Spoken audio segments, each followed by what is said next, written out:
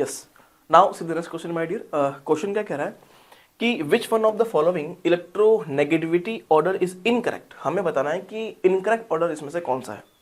ठीक है, तो इलेक्ट्रोनेगेटिविटी का अगर मैं बेसिक ट्रेंड देखता हूं, जनरल ट्रेंड इसको हम बोल सकते हैं, वो क्या होता है, अगर पीरियोडिक टेबल की बात करें तो अगर मैं इसमें लेफ्ट टू राइट जाऊंगा, है ना, हाँ लेफ्ट टू राइट जाऊंगा तो क्या होगा, इलेक्ट्रोनेगेटिविटी क्या होगी बोलो, इंक्रीज होगी।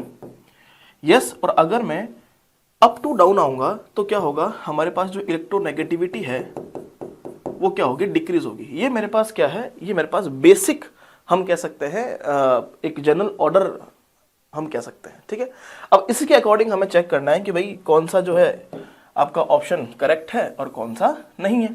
ठीक है, अगर मैं ऑप्शन नंबर देखो ए की बात करता हूँ या 1 की बात करता हूँ ना, हाँ 1 लिखा है यहाँ पे, तो 1 की बात कर लेते हैं। अगर मैं पहला ऑप्शन की बात करता हूँ तो एल्यूमिनियम, सिलिकॉन, कार्बन और नाइट्रोजन, तो इसको मैं ऐसे लिखता हूँ जैसा कि जिस पर्टिकुलर सीक्वेंस में टेबल में लिखा होता है, पीरियोडिक टेबल में, तो कैसा लिखा होगा भाई, अगर ये होगा ऐसा होगा तो कार्बन हो गया, ये सिलिकॉन हो गया, यस, और एल्यूमिनियम यहाँ पे आएगा और नाइट्रोजन मान लो यहाँ पे आ रहा है। ठीक है, यहाँ पे आ रहा है।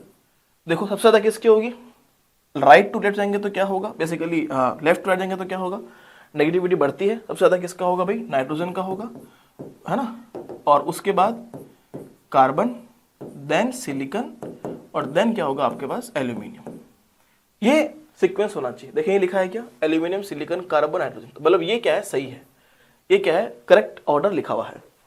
इसी तरीके से अगर मैं ऑप्शन नंबर 2 को चेक कर लेता हूं, तो अगर मैं ऑप्शन नंबर 2 को चेक करूं तो ऐसा लिखा है कि एल्यूमिनियम, तो मान लो मैं यह लिखता हूं ना, ये बोरोन आ गया, ये एल्यूमिनियम आ गया, यहाँ पे मैग्नीशियम आ जाएगा और यहाँ पे मैं नाइट्रोजन कर लेता हूँ।